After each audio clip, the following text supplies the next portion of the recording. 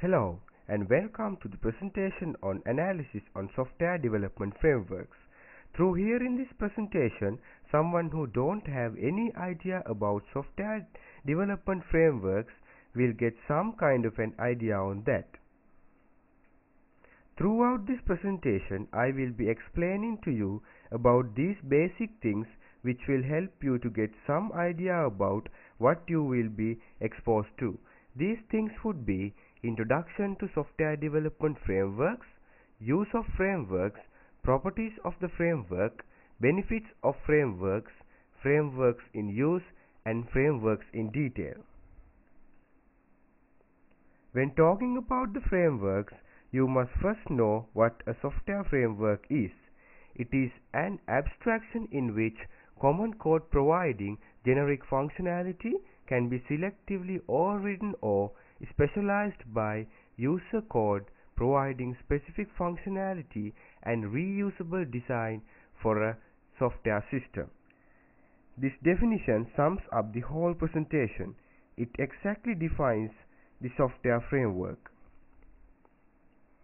In this slide, it explains the use of frameworks. Earlier, the software development were platform dependent.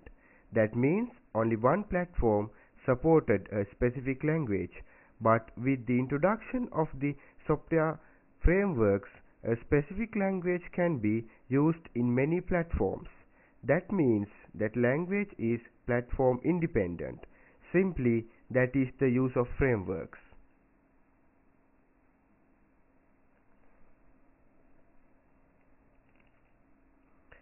When talking about software frameworks, the properties of them is an essential thing to know.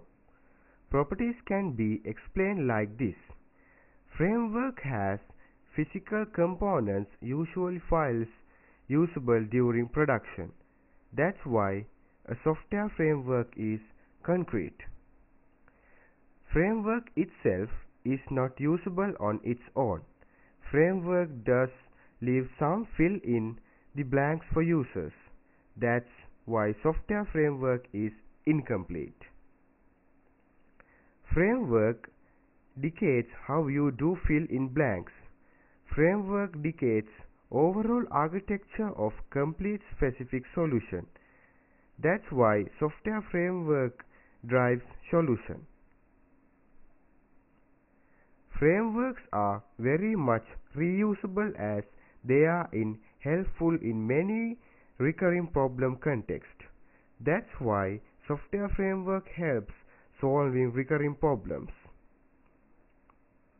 Sometimes you might have problem how to add two numbers. So the solution is routine in a form of library. That's why software framework deals with high valued problems.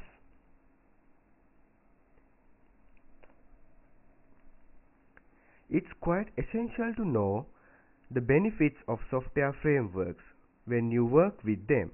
The benefits are the easiness of working with the complex technology, and it ties together a bunch of discrete objects, components into something more useful. It forces the team to implement code in a way that promotes consistent coding, fewer bugs, and more feasible applications. Also, through a software framework, everyone can easily test and debug the code, even code that they didn't write. To the presentation, we will go through some well-known software frameworks currently in use. They are Microsoft.NET Framework, Java Platform, that means Java Virtual Machine, Ruby on Rails, or can be called as ROR. When it comes to Microsoft.NET Framework, it is a software framework that is available with several Microsoft Windows operating systems, which includes coded solutions to prevent common programming problems.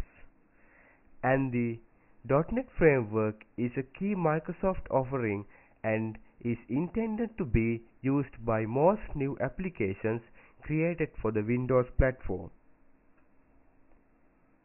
So, why we use .NET Framework? The first reason would be it is language independence. It introduces a common type system or CTS which defines all possible data types and programming constructs and how they may or may not interact with each other.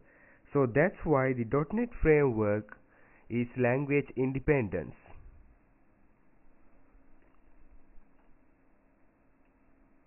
When talking about security, .NET provides a common security model for all applications that have been exploited by malicious software.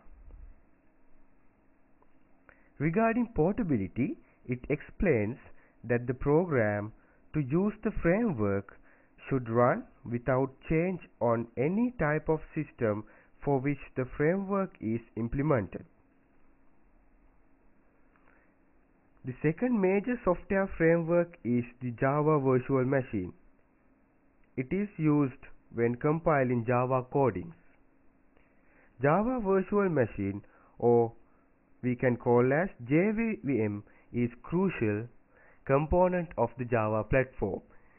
JVM operates on Java bytecode, which is normally generated from Java source code.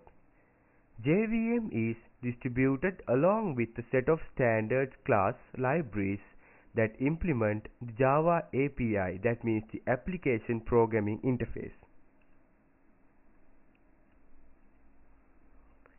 Why do we use Java Virtual Machine? One reason for that is execution environment. Programs extended to run on a JVM must be compiled into a standardized portable binary format, which typically comes in the form of .class files. A program may consist of many classes in different files. For easier distribution of large programs, multiple class files may be packaged together in a .jar file, short for Java Archive.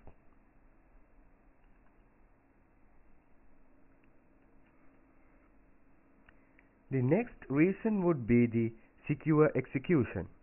A virtual machine architecture allows very fine-grained control over the actions that code within the machine is permitted to take.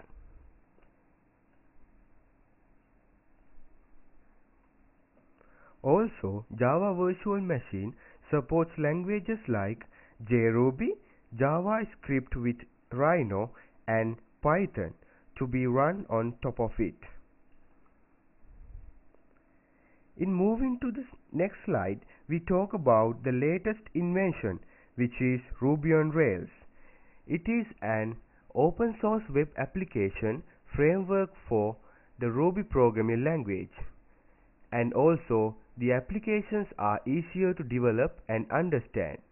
Using Ruby, or can be called as ROR, web designers and software engineers can develop a website much faster and more simply, enabling them to be more productive and effective in their work.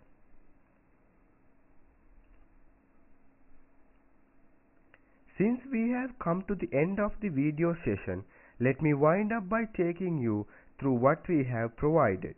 Our main goal was to deliver a basic idea about software development frameworks and to state why people moved on to work with frameworks and to deliver the information about the frameworks available in modern software industry. So, hope you gained some kind of an basic idea on the above issues. You can get more details in our next video section that will be published very soon. Thank you.